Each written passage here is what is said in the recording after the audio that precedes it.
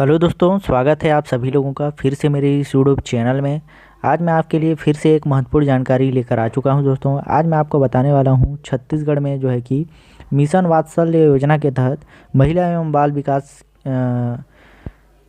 के विभाग में दोस्तों यहाँ पर बड़ी भर्ती निकल के आई हुई है, संविदा भर्ती है। तो उसी के बारे में आज ये जानकारी होने वाला है।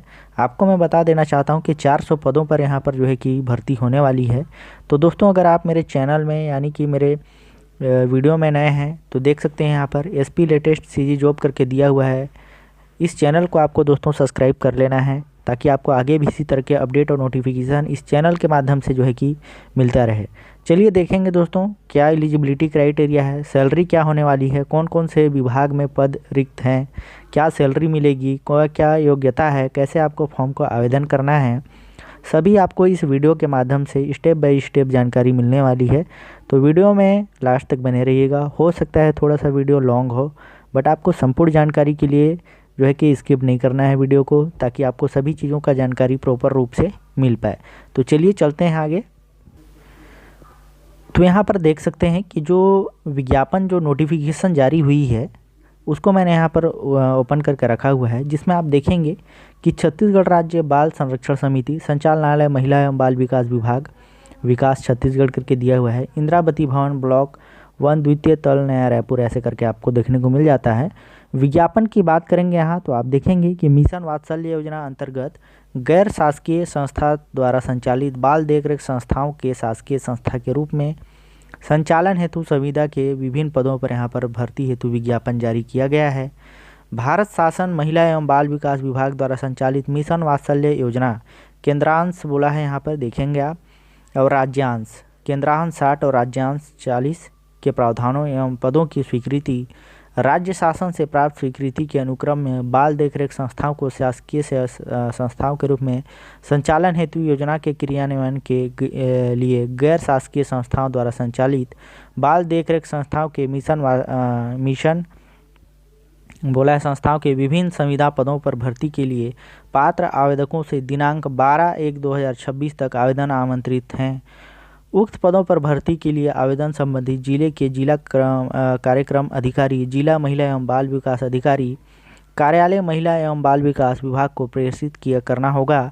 संस्थाओं में जिलेवार पदों बोला है यहाँ पर आवेदन प्रक्रिया, आवश्यक जो अर्हताएँ हैं एवं शर्तों का जो विवरण है सभी का यहाँ पर आपको जानकारी दी गई है।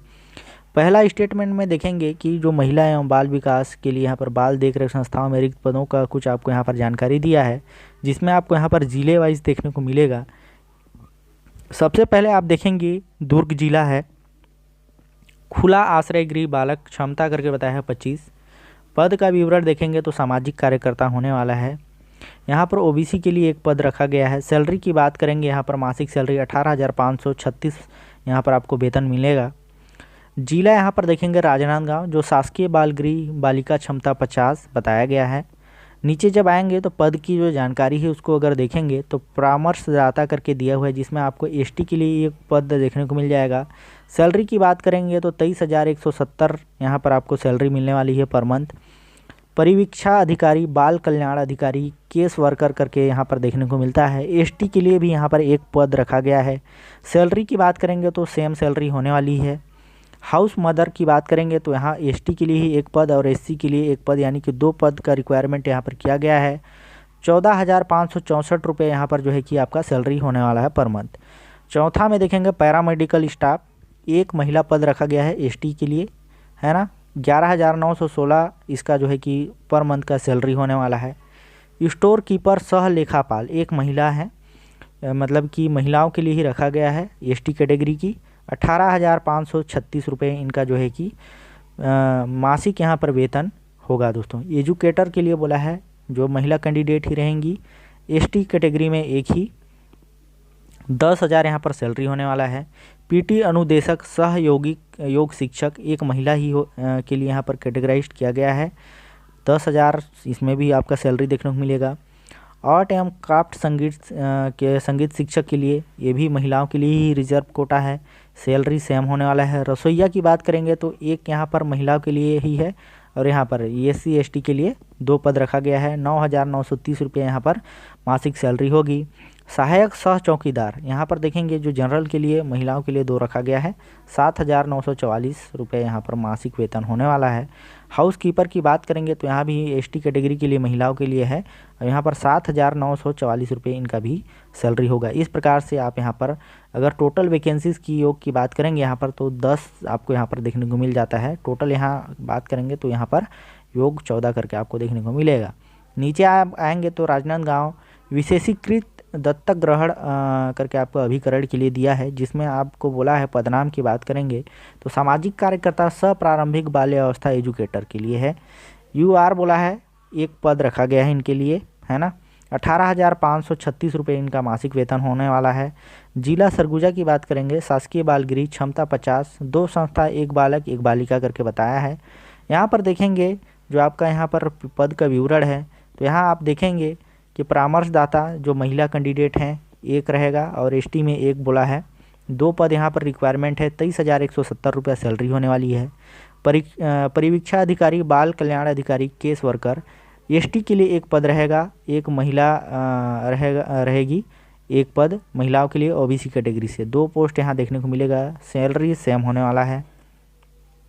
नीचे आएंगे तो आप यहाँ पर देख पाएंगे कि हाउस फादर मदर करके दिया है, जिसमें से अगर आप देखेंगे यहाँ पे तो आपको यहाँ पर यूआर के लिए 3 पद, 1 महिलाओं के लिए, यानी कि एसटी में 2 रहेगा जिसमें पुरुष भी हो सकते हैं, और लेकिन केवल 1 महिला के लिए रिजर्व है। इस प्रकार से 4 यहाँ पर टोटल पोस्ट देखने को मिलता है।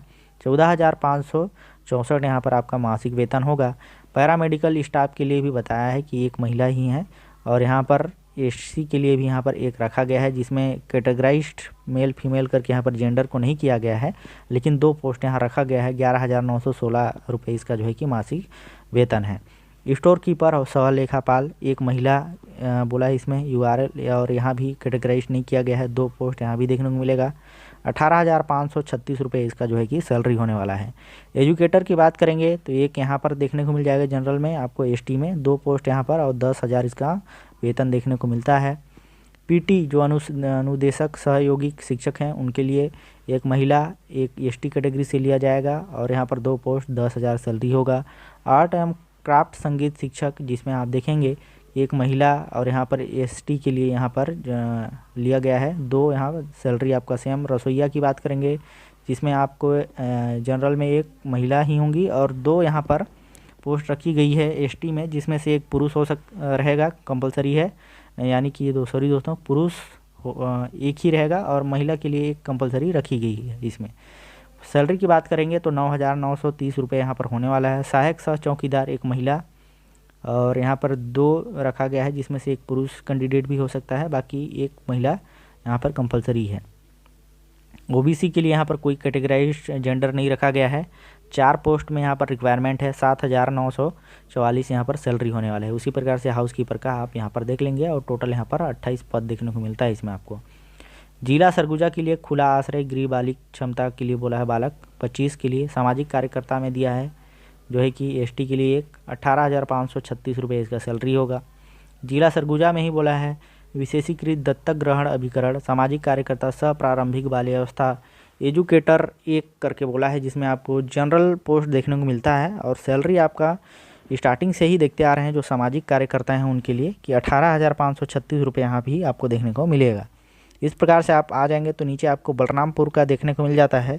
इसी प्रकार से दोस्तों जितने भी मैंने बताए हैं सभी आप यहाँ पर देख सकते हैं।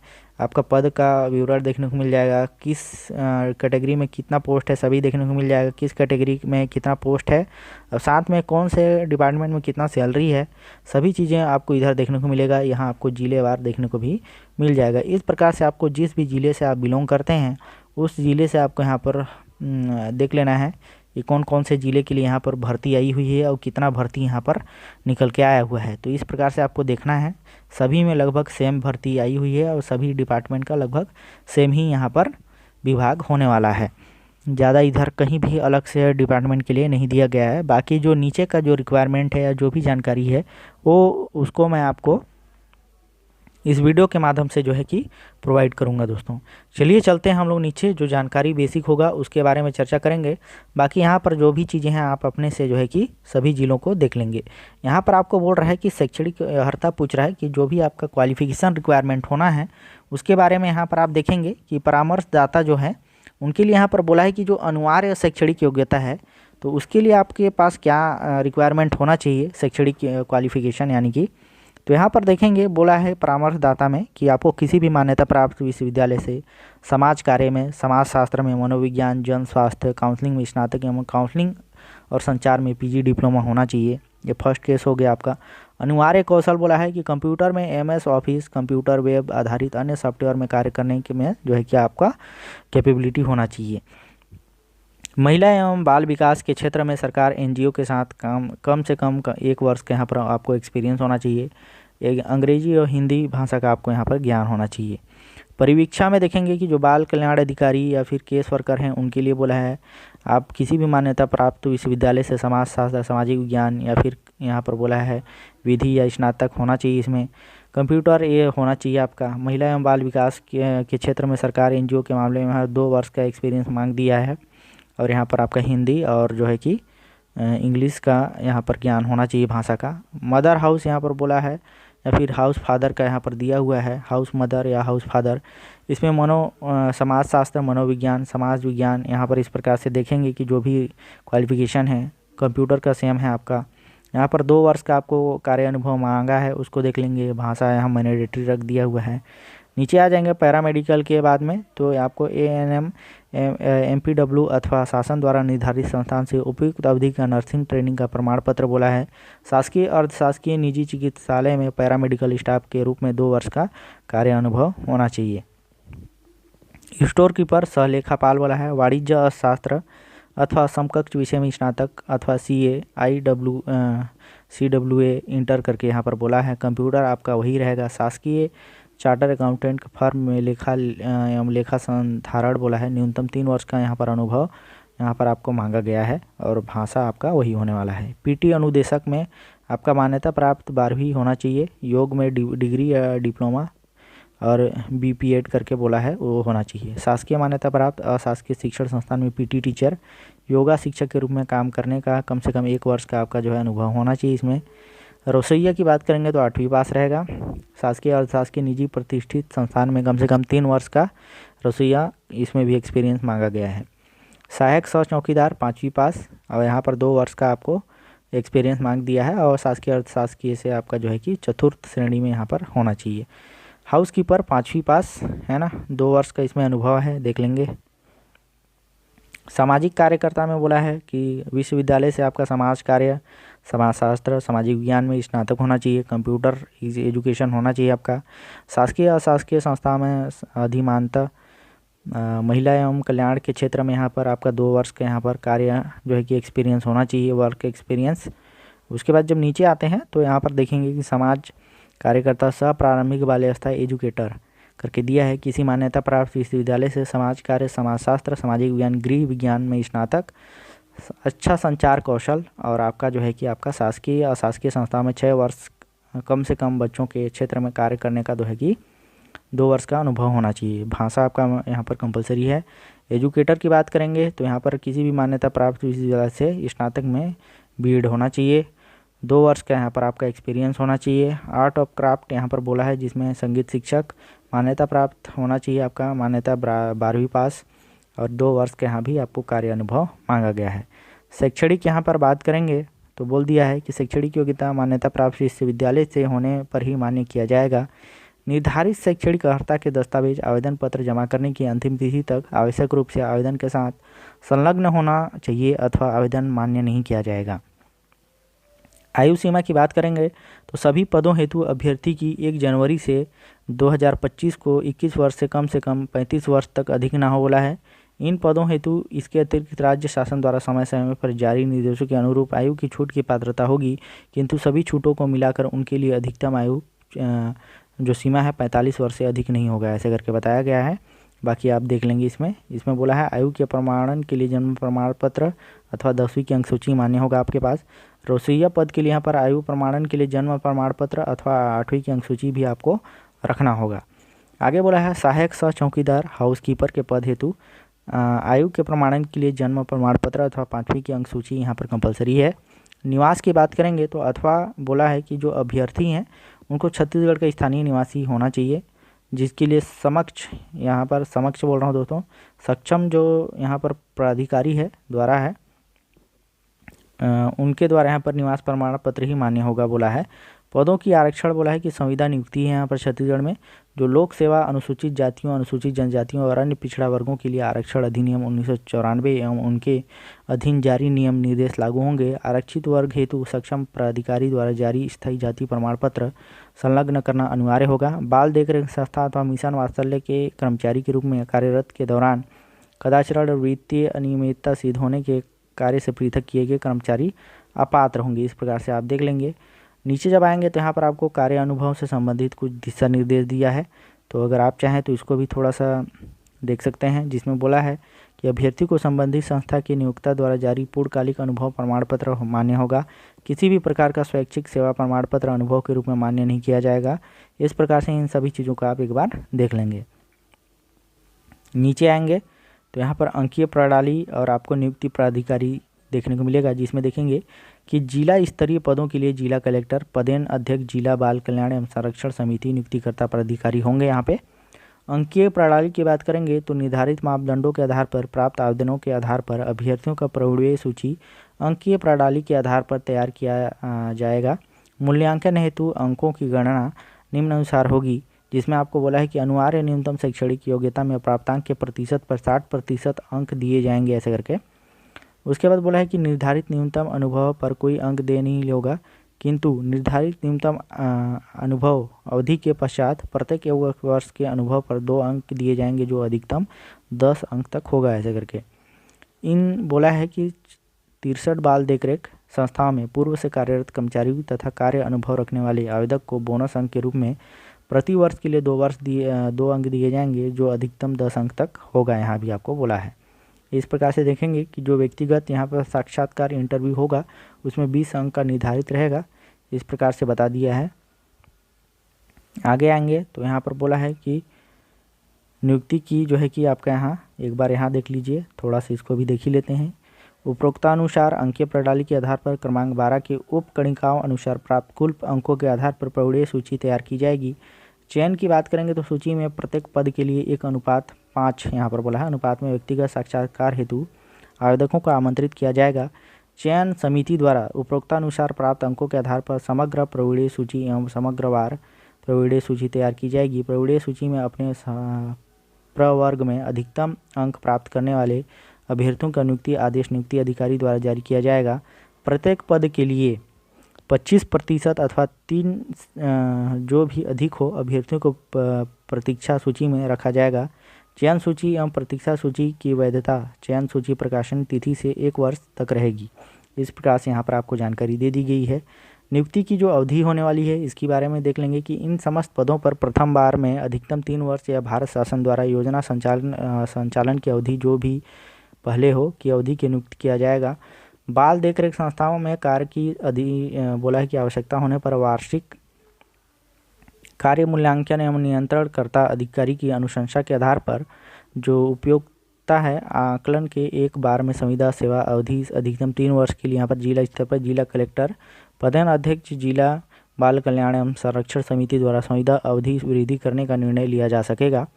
संविदा वृद्धि नहीं की जाने की स्थिति में सेवा समय समाप्त हो जाएगी। इस प्रकार से यहाँ पर जानकारी दी गई है। उसी प्रकार से इन सभी जानकारी को आप एक बार अच्छे से देख लेंगे। नीचे जब आएंगे तो आवेदन के संबंध में यहाँ पर कुछ जानकारी दी है, जिसको देख लेंगे कि आवेदन पत्र निर्धारित प्रारूप में जमा किए जावे करके बोला है। अपूर्ण अस्पष्ट या त्रुटिपूर्ण आवेदन पर पत्र मान्य कर दिए जाएंगे एवं इस संबंध में अभ्यर्थियों को कोई सूचना नहीं दी जाएगी। प्रत्येक पद के लिए पृथक पृथक आवेदन देना होगा। लिफाफे के ऊपर एवं आवेदन पत्र में पद का नाम जिसके लिए आवेदन किया जा रहा है, लिफाफे के ऊपर प्रेषक का नाम एवं पत्र व्यवहार का पता स्पष्ट रूप से अंकित होना चाहिए। ये ध्यान देंगे कि जिस भी पद के लिए आप दे रहे हैं आवेदन कर रहे हैं उसका आपका लिफाफे के ऊपर जो है आवेदन पत्र का नाम पद का नाम यहाँ पर मेंशन करना अनिवार्य है और जो भी है वो उसको स्पष्ट आपको यहाँ पर अपना पता देना है। किसी भी विशेष पद के लिए प्रवर्गवाद पृथक पृथक आवेदन नहीं किया जाएगा, ऐसे करके कि किसी भी विशेष पद के साथ आप अलग से उसमें ऐड करके नहीं दे सकते। आवेदन पत्र कार्यालयों में सीधा स्वीकार नहीं किया जाएंगे, ध्यान रखेंगे। आवेदन पत्र पंजीकृत डाक स्पीड पोस्ट के माध्यम से आपको कोरियर के माध्यम से जो है कि भेजना है इसको। आवेदन पत्र के साथ वांछित प्रमाण पत्र एवं अन्य दस्तावेज स्वयं भी प्रमाणित होना चाहिए बोला है। निर्धारित अर्हता एवं शर्तों को पूरा करने पर चयन के किसी भी स्तर पर आवेदक का आवेदन पत्र निरस्त कर उनकी उम्मीदवारी समाप्त की जा सकेगी। आवेदक द्वारा प्रस्तुत किए गए समस्त अभिलेख सत्यापन में प्रणाली गलत कूटरचित पाए जाने पर संबंधित एक विरुद्ध नियमानुसार वैधानिक कार्रवाई की जाएगी।